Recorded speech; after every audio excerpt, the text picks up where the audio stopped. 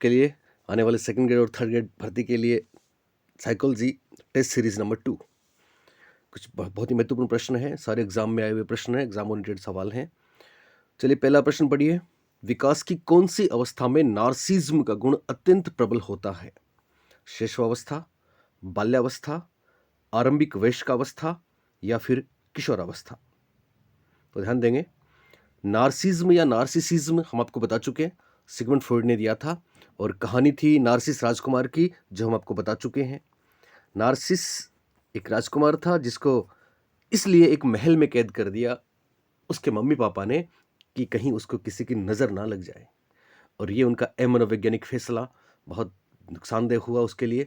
वो खुद ही अकेले पला बढ़ा, ना कोई शीशा था, ना कोई इसको देखता था, ना वो किसी को देखता था।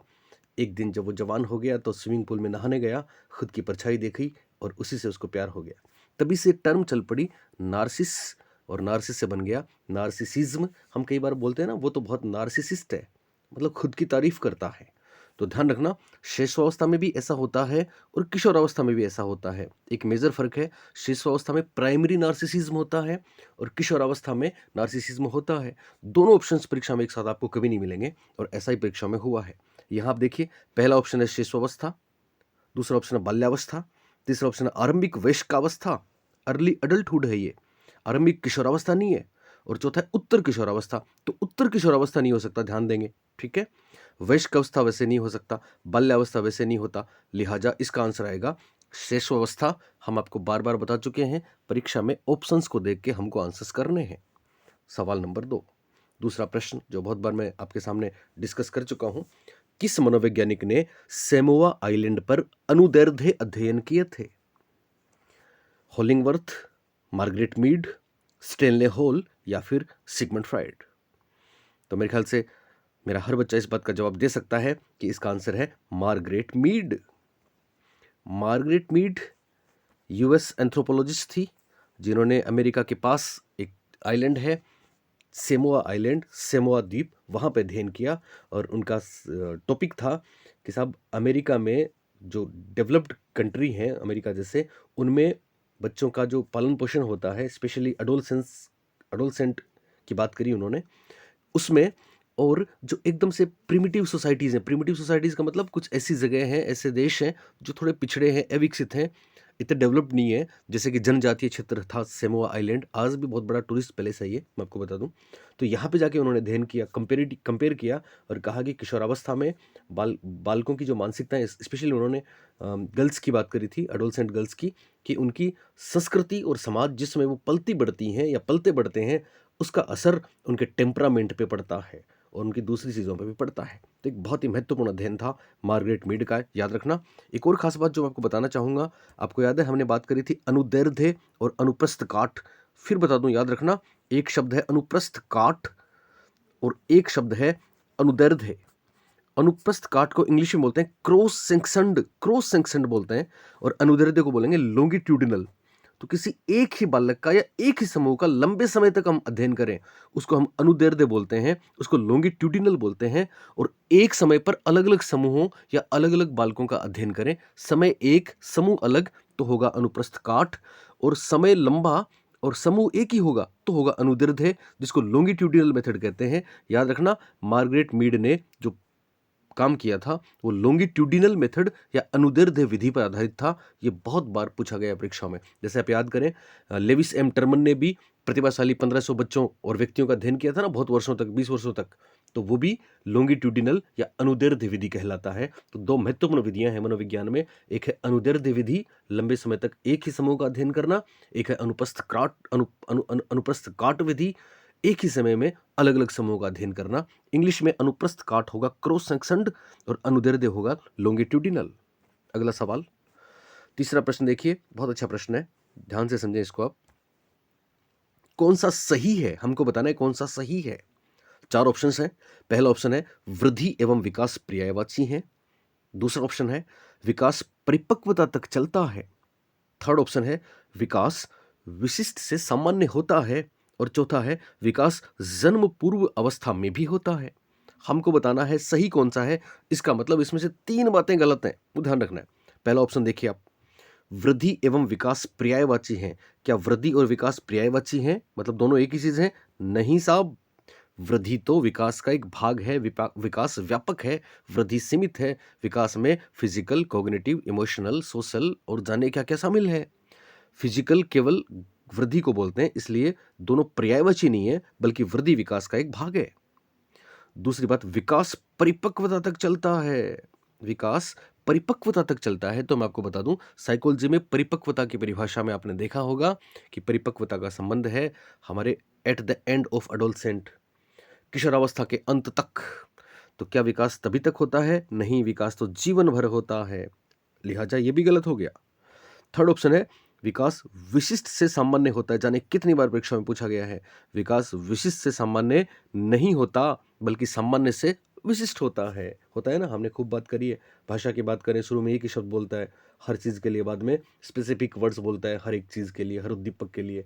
वैसे ही एक बहुत बढ़िया प्रश्न आता है, गामक विकास स्थूल से सूक्ष्म होता है, इसका मतलब क्या है? विशिष्ट से सामान्य की सामान्य से विशिष्ट, तो ये भी सामान्य से विशिष्ट होता है, क्योंकि पता है पहले हथेली का विकास होता है, बाद में पर्टिकुलर उंगली का विकास होगा। इसका मतलब पहले सामान्य बाद में विशिष्ट, पहले विशिष्ट बाद में सामान्य दिया है इसमें, लिहाजा ये गलत हो गया। चौथा, विकास जन्म पूर्व अवस्था में भी होता है। ये बात सही है, ये राइट है, इसलिए इस क्वेश्चन का आंसर हो गया ऑप्शन नंबर 4, क्योंकि विकास जन्म पूर्व अवस्था में भी होता है। आप जानते हैं ना, जन्म पूर्व अवस्था को हम प्रीनेटल पीरियड कहते हैं। प्रीनेटल पीरियड में मैं आपको बता भी चुका हूँ, 3 बहुत बड़ी बातें हैं, 3 अवस्थाएं हैं प्रीनेटल पीरियड की। सबसे पहले जब गर्भाधान होता है, उसको हम बोलते हैं जर्मिनल स्टेज इंग्लिश में, हिंदी में डिंबावस्था बोल सकते हैं, बीजावस्था बोल सकते हैं, और ये रहती है गर्भधारण से 2 सप्ताह तक, 2 वीक्स तक रहती है। फिर दूसरी अवस्था जो बहुत महत्वपूर्ण है, जिसमें हमारी बॉडी बनती है, जिसको हम बोलते हैं एम्ब्रियोनिक स्टेज, एम्ब्रियोनिक इंग्लिश में, हिंदी में इसको बोलते हैं भ्रूणावस्था, और ये रहती है 2 माह तक या 56 दिन तक या 8 वीक्स तक। ये इसलिए महत्वपूर्ण है कि इसमें हमारी बॉडी बनती है और 3 परतों में बनती है, एक्टोडर्म, मेसोडर्म, एंडोडर्म, पता है ना आपको। और फिर तीसरी अवस्था जब हमारी बॉडी पूरी बन जाती है, तो वो होती है आपकी प्रसव पूर्व अवस्था, जिसको फिटस बोलते हैं, FETUS या फिटल बोलते हैं। ये रहती है 8 सप्ताह से या 2 महीने से या 56 दिन से 280 दिन तक या फिर 40 सप्ताह तक। तो तीनों स्टेज प्रीनेटल पीरियड की हैं, तीनों स्टेज प्रसव पूर्व अवस्था की हैं, जन्म पूर्व अवस्था की हैं।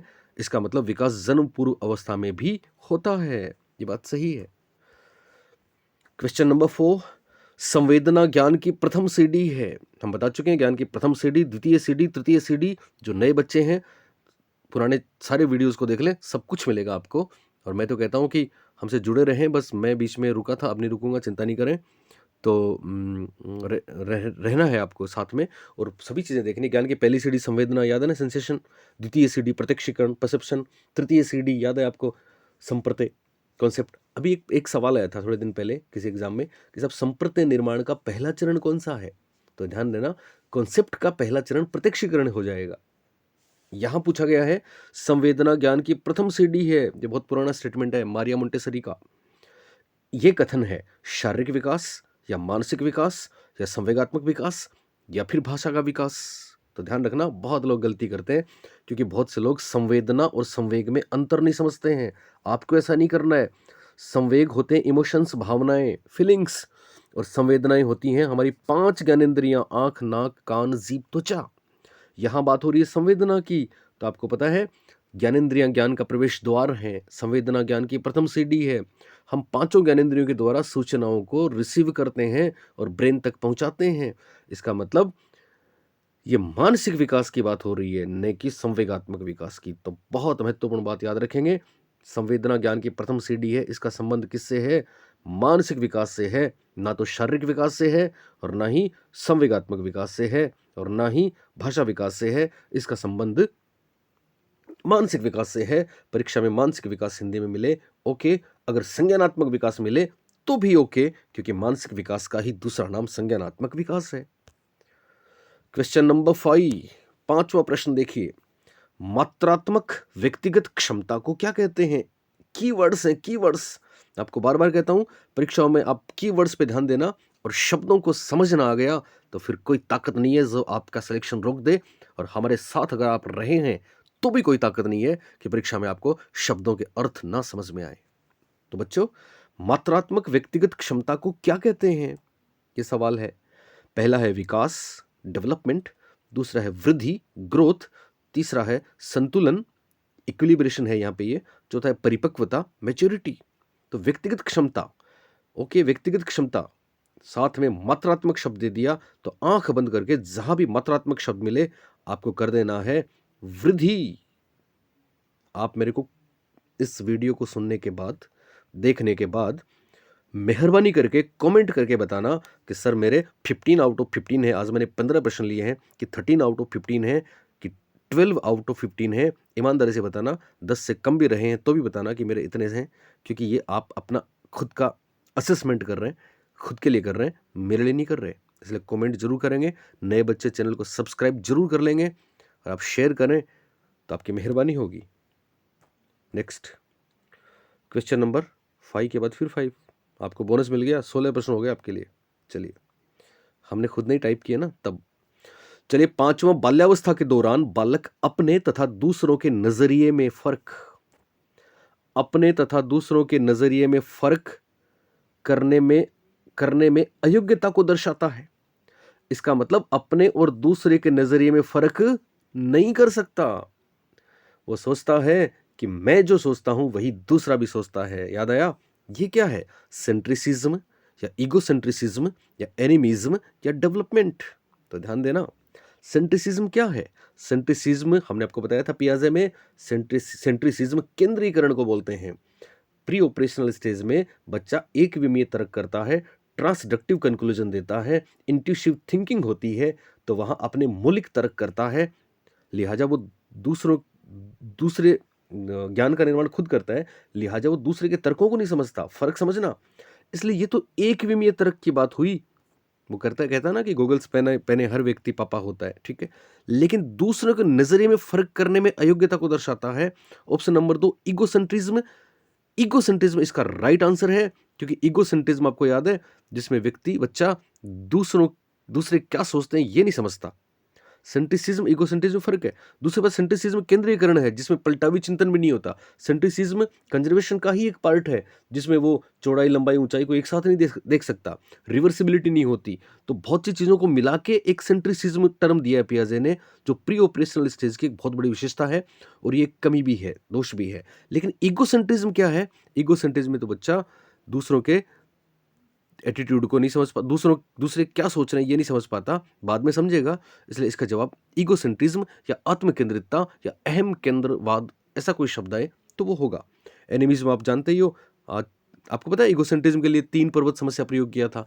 सामने वाला वही देखता है जो मैं देखता हूँ, दिन रात मेरे इशारे पे होते हैं, वस्तुएं मेरे साथ साथ चलती हैं, ऑब्जेक्ट्स आर फॉलोइंग मी। ये ईगोसेंट्रिज्म है। लेकिन एनिमिज्म क्या था? एनिमिज्म तो था सजीव निर्जीव में कोई भेद नहीं कर सकता, दुनिया का हर पदार्थ उसको जीवंत नजर आता है। इसलिए तो वो बोलता है कि गुड़िया मुझे देख रही है, हंस रही है, खेल रही है, सूरज मेरे साथ साथ चलता है, आज क्रोधित है, चंदा मेरे मामा है। ये एनिमिज्म है। डेवलपमेंट तो हो ही गया। तो कंफ्यूज नहीं होना है यहाँ पे दो चीजों में, सेंट्रिसिज्म और इगोसेंट्रिज्म दोनों में फर्क है। एक बार फिर सुन ले, सेंट्रिसिज्म केंद्रीकरण कहलाता है हिंदी में, जिसमें वो विमाओं को नहीं समझता, और इगोसेंट्रिज्म में दूसरों के नजरिए को नहीं समझता। तो इसका जवाब हो जाएगा इगोसेंट्रिज्म या अहम केंद्रवाद। अगला क्वेश्चन देखिए, और ये क्वेश्चन भी बहुत बार पूछा, सारे बार बार रिपीट हुए हैं परीक्षाओं में। किस तकनीक में बच्चा किसी चीज को हासिल करता है? कीवर्ड्स, हासिल करता है। हासिल कौन करता है पता है आपको? खुद पहले कुछ करता है, मेहनत करता है, तब हासिल होती है। जैसे आपको जॉब हासिल होगा, जिससे बाद में वो इच्छुक चीजें, मतलब जो वो चाहता है वो चीजें कार्य अथवा लाभ में बदल सकता है। यानी जो चाहता है वो काम, या जो चाहता है वो चीजें, या जो चाहता है वो लाभ उसको मिल सकता है। चीजें लगभग एक जैसी हैं। प्रीमेक प्रिंसिपल, टोकन इकोनॉमी, विलोपन, शिपिंग एंड चेनिंग। आपको याद आया होगा स्किनर, आपको याद आया होगा बिहेवियरिज्म। प्रीमेक प्रिंसिपल क्या था याद है? प्रीमेक प्रिंसिपल और टोकन इकोनॉमी क्या फर्क है? सुन ले। प्रीमेक प्रिंसिपल में तो आपको याद है, हमने जो स्टेटमेंट्स आपको बताए थे ऑफलाइन में, ऑनलाइन में, finish your meal before you get dessert, clean your room before you watch TV. यानी पहले आप वो करें जो हम चाहें, बाद में आप वो कर सकते हो जो आप चाहें। तो ये प्रीमेक प्रिंसिपल तो एक तरीके से वो पुनर्बलन है जो उसके इच्छित कार्य के रूप में हम उसको देंगे, कब? बाद में। यहां ध्यान रखना, टोकन इकोनॉमी में क्या है, टोकन इकोनॉमी में भी वो जो चाहता है वो उसको मिलेगा बाद में। कब मिलेगा? बाद में। लेकिन उससे पहले उसको कोई चीज दी जाती है, इससे पहले उसे कोई चीज दी जाती है, और वो चीज क्या है? वो चीज एक स्टार है, वो एक बैज है, वो एक टोकन है, वो एक कूपन है। इसका आंसर हो गया टोकन इकोनॉमी। क्या आंसर है इसका? टोकन इकोनॉमी, जिसमें बाद में वो बहुत सारे टोकन इकट्ठे करके और पिज्जा ले सकता है, अपनी मनपसंद चीज ले सकता है। विलोपन, शेपिंग एंड चेनिंग में खूब बता चुका हूं। तो छठे प्रश्न का जवाब है, किसी चीज को हासिल करता है, यानी पहले उसने कोई अच्छा काम किया तो उसको इनाम मिला, यानी टोकन भी एक इनाम है, लेकिन वास्तव में वो ऐसा इनाम है कि जिससे बच्चे को डायरेक्ट कुछ नहीं मिल रहा। एक स्टार से बच्चा क्या कर लेगा? स्टार मिल गया, एक चिट मिल गई, वो उसका डायरेक्ट इनाम नहीं है, बल्कि वो तो एक तरीके से उसको एक तरीके का टोकन मिला है, उसको वो रखेगा सहेज के। बहुत से टोकन इकट्ठे होंगे ना, तब जाके उसको अपनी इच्छित चीज मिलेगी। इसको बोलते हैं टोकन इकोनॉमी। ये बेसिकली एलन ने दिया था, अजरीन ने दिया था, लेकिन स्किनर ने इसका बहुत बढ़िया उपयोग किया था। सातवां प्रश्न देखिए, एक विशेष स्तर पर बच्चे मौलिक तर्क का इस्तेमाल करना शुरू कर देते हैं तथा सभी प्रश्नों का जवाब भी जानना चाहते हैं। पियाजे इसका संबंध किस चरण से बताते हैं? सेंसरी मोटर, या प्री ऑपरेशनल, या कंक्रीट ऑपरेशनल, या फॉर्मल ऑपरेशनल? तो ध्यान ध्यान दें, मौलिक तर्क मैं अभी आपको बता रहा था, मौलिक तर्क करते हैं, ये इंट्यूशन है, ये अंतर्दर्शी अंतःप्रज्ञा अवस्था की बात है। तो अंतर्दर्शी और अंतःप्रज्ञा अवस्था किससे संबंधित है? आंख बंद करके कर देंगे, प्री ऑपरेशनल स्टेज। मेरे को कमेंट में बताना आप कितना कहां तक पहुंचे, और व्याख्या किया करें आपके साथ। प्री ऑपरेशनल वाला इंट्यूसिव हमने इसके साथ लिंक किया था, मजा आया था हमको, ऐसा कुछ लिखो आप, मुझे अच्छा लगेगा, पढ़ूंगा मैं सारे कमेंट्स। ओके, तो इसका सही जवाब हो गया प्री ऑपरेशनल या पूर्व संक्रियात्मक अवस्था। आठवां प्रश्न है जो हम बात कर रहे थे, आ गया ना? आठवां प्रश्न है, तीन पर्वत समस्या का प्रयोग पियाजे ने किस संकल्पना को स्पष्ट करने के लिए किया था? वस्तु स्थायित्व के लिए, या स्वयं केंद्रण के लिए, या तार्किक क्षमता के लिए, या फिर ए बी खोज त्रुटि के लिए? बोलिए, तीन पर्वत समस्या, 3 माउंटेन प्रॉब्लम, बोलिए। ओके, तो 3 माउंटेन प्रॉब्लम ईगोसेंट्रिज्म के लिए था, इसलिए इसका आंसर हो गया स्वयं केंद्रण। देखो, हिंदी के शब्दों से भी खेलना है, हालांकि परीक्षा में आपको इंग्लिश मिलेगा, पर मैं टाइप नहीं कर सकता बाइलिंगुअल, इसलिए मैं आपको वैसे दे रहा हूं। स्वयं केंद्रण ईगोसेंट्रिज्म का एक दूसरा नाम है। तीन पर्वत समस्या का प्रयोग पियाजे ने इसके लिए किया था। याद है ना आपको? एक ऐसी पेंटिंग दी थी बच्चों को जिसमें एक पहाड़ है और दो पहाड़ हैं, ठीक है, इधर एक बच्चा बैठा दिया, उधर बैठा दिया। इस बच्चे का जो व्यू है, पीछे वाले बच्चे का व्यू डेफिनेटली डिफरेंट होगा, लेकिन अगर इसको पूछा जाए कि पीछे वाले को क्या दिख रहा है, तो ये वही बताएगा जिसको खुद को दिख रहा है, क्योंकि सामने वाले के नजरिए में और अपने नजरिए में कोई फर्क महसूस नहीं कर सकता। इसको बोलते हैं तीन पर्वत समस्या। वस्तु स्थायित्व के लिए आपको याद है बॉल एंड ब्लैंकेट स्टडी करी थी, कौन सी करी थी? Ball and blanket study. तार्किक क्षमता के लिए दो प्रयोग मैंने आपको बताए थे, पेंडुलम एक्सपेरिमेंट और थर्ड आई एक्सपेरिमेंट, और ए नोट बी एरर बता चुका हूं आपको मैं, जिसमें लेटेस्ट जो चीज उसने की है उसको भूल जाता है और हिडन मेमोरी काम करती है। यह भी वस्तु स्थायित्व से संबंधित है। ए बी खोज त्रुटि या ए नोट बी एरर और लक्ष्य निर्देशित व्यवहार से भी इसका संबंध है। ध्यान रखना, महत्वपूर्ण बात बताने जा रहा हूं। वस्तु स्थायित्व पहली अवस्था सेंसरी मोटर से था, संवेदीगामक अवस्था पहली अवस्था से था, स्वयं केंद्रण ईगोसेंट्रिज्म दूसरी अवस्था में है, तार्किक क्षमता तीसरी और चौथी अवस्था में है, और ए बी खोज त्रुटि भी पहली अवस्था में है। मैं आपको बता चुका हूं, वस्तु स्थायित्व में बॉल एंड ब्लैंकेट स्टडी, स्वयं केंद्रण ईगोसेंट्रिज्म में 3 माउंटेन्स प्रॉब्लम, तार्किक क्षमता में पेंडुलम एंड थर्ड एक्सपेरिमेंट, और ए बी खोज त्रुटि अपने आप में एक एक्सपेरिमेंट था। 9वां प्रश्न बहुत अच्छा प्रश्न है, एक से बढ़ के एक है, परीक्षा में आपको मिलेंगे, गारंटी है, जैसा कि हर बार होता आया है। तो आप साइकोलॉजी में टॉप करेंगे। और आपको पता है अभी सामने सेकंड ग्रेड परीक्षा है, उसके बाद थर्ड ग्रेड भी आपकी है। तो सेकंड ग्रेड परीक्षा में तो 40 नंबर नेमत है आपकी। परीक्षा तक मेरे साथ जुड़े रहेंगे तो गारंटी रहेगी मेरी। कौन सा संज्ञानात्मक क्षमता में शामिल नहीं है? याद रखना, चिंतन, प्रत्यक्षण, स्मृति, परिपक्वता। तो पता है आपको?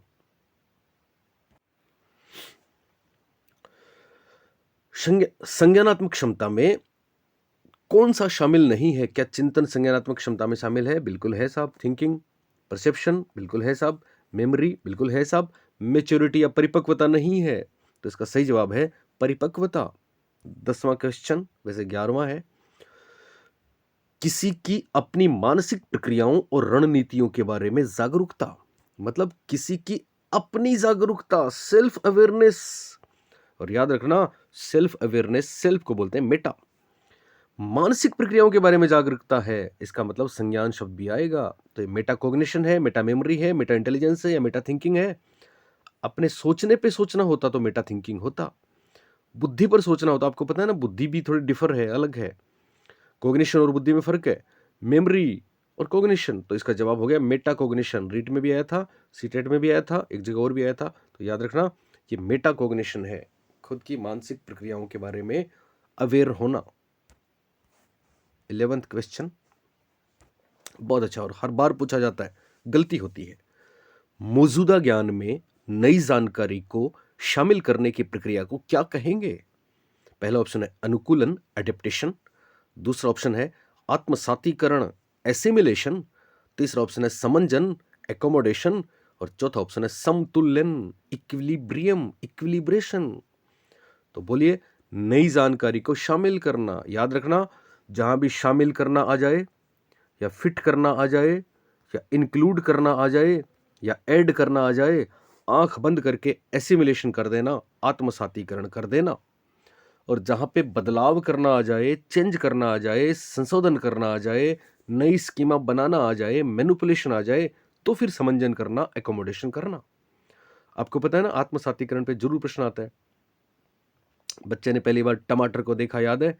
किसी ने बोला टमाटर, उसने टमाटर की सारी चीजें अपने अंदर सेव कर ली, स्कीमा बना दी टमाटर।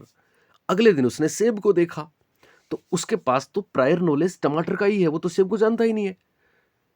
तो अपने ब्रेन में क्या होता है, पियाजे ने कितनी महत्वपूर्ण बात बताई थी, आपको याद है ना, कि हम अपने पास जो जानकारी है और बाहर हमें जो नई जानकारी मिलती है, उसमें क्या होता है, दोनों दोनों चूंकि अलग अलग हैं, सेब टमाटर अलग अलग है ना, सेब और टमाटर अलग अलग।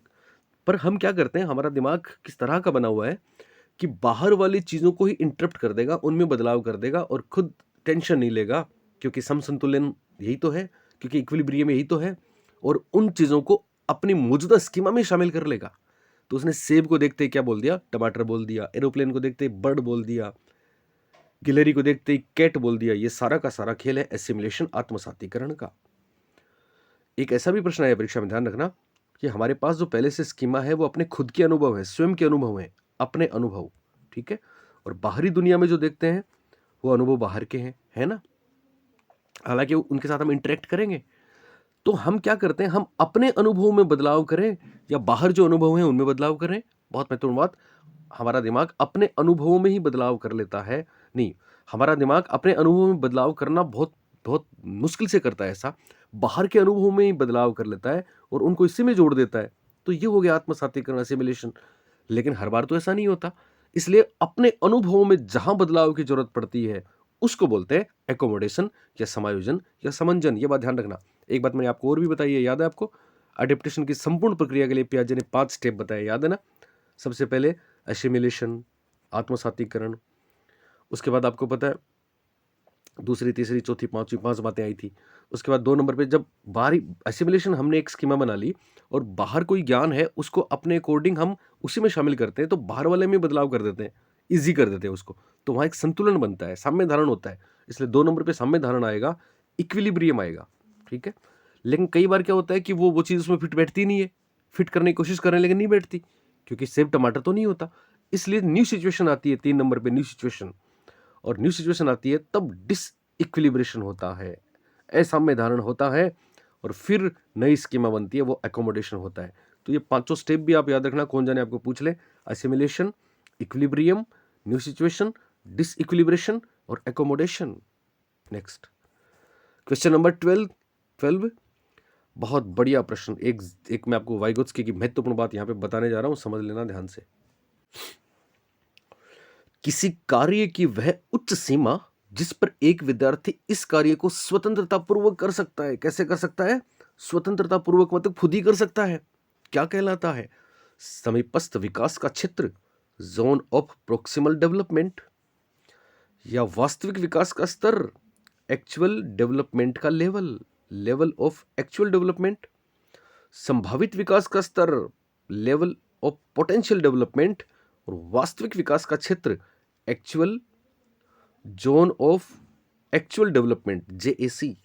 बहुत महत्वपूर्ण बात, लेव-वाइगोत्स्की साहब की बहुत महत्वपूर्ण बात। मैं ब्रूनर लेव-वाइगोत्स्की की सारी चीजें आपको कराऊंगा अगले वीडियोस में भी, ध्यान रखना। यहां पे महत्वपूर्ण बात सुने कि दो चीजें याद रखना, एक तो है जोन, एक है लेवल, एक तो है क्षेत्र और एक है स्तर।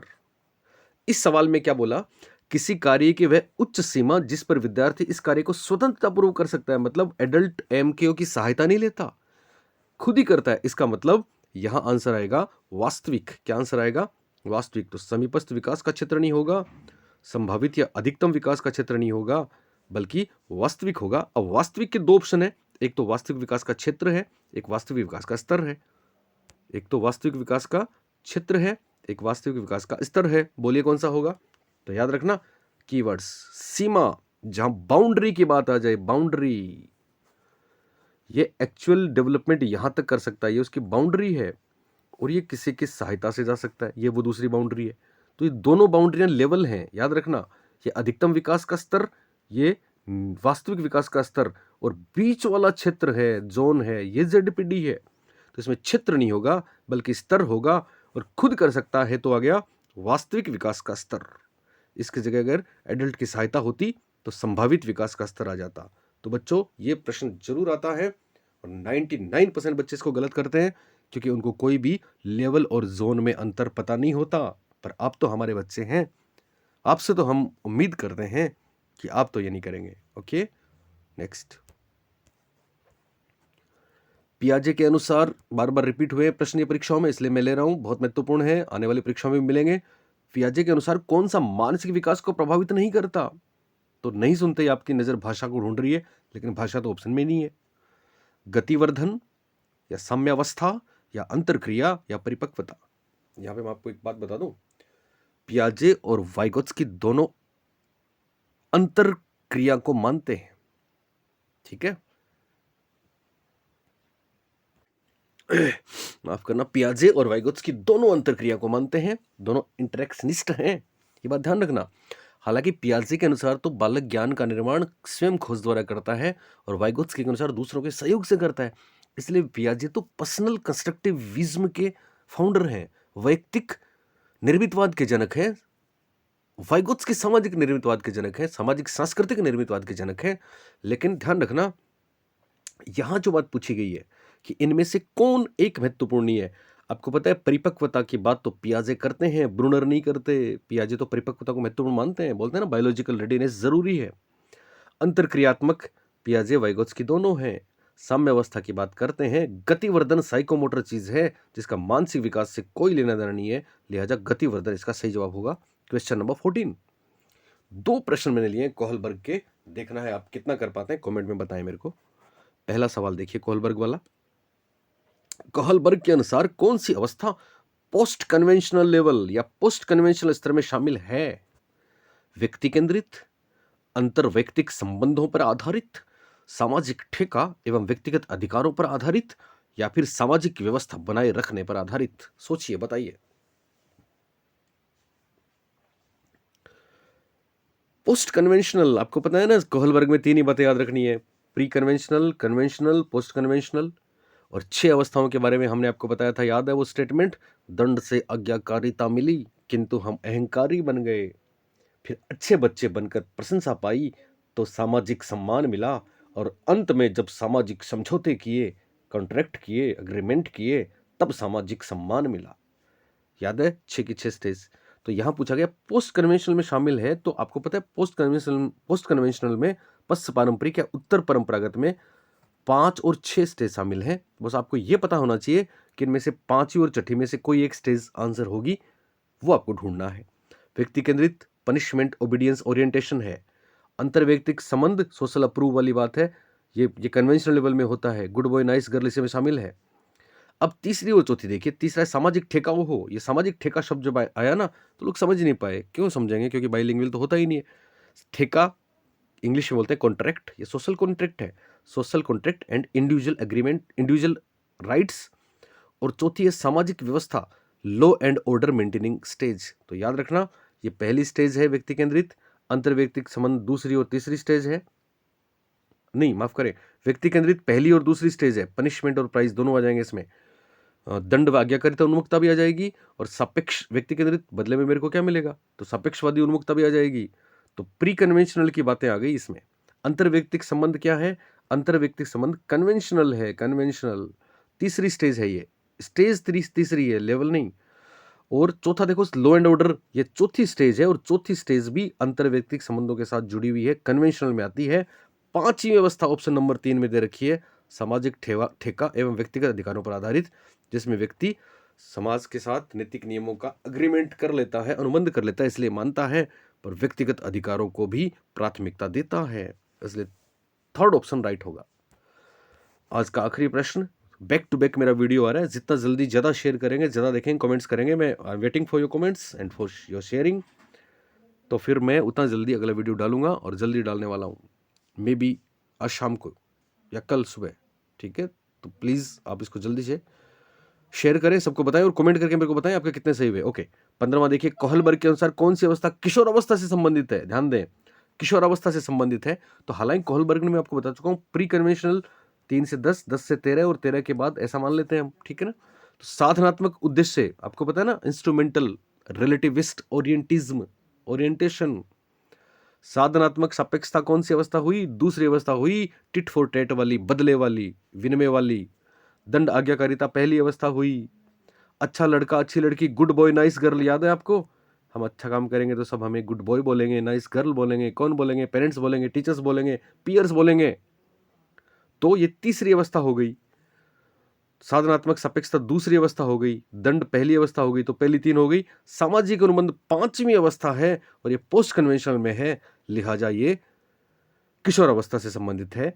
तो प्यारे बच्चों, ये था आज का टेस्ट, और अब हम अगले टेस्ट के लिए तैयार होते हैं। ओके बाय, पढ़ते रहें, मस्त रहें, ख्वाब आपके जरूर पूरे होंगे, क्योंकि वो हमसे जुदा नहीं है। Good bye.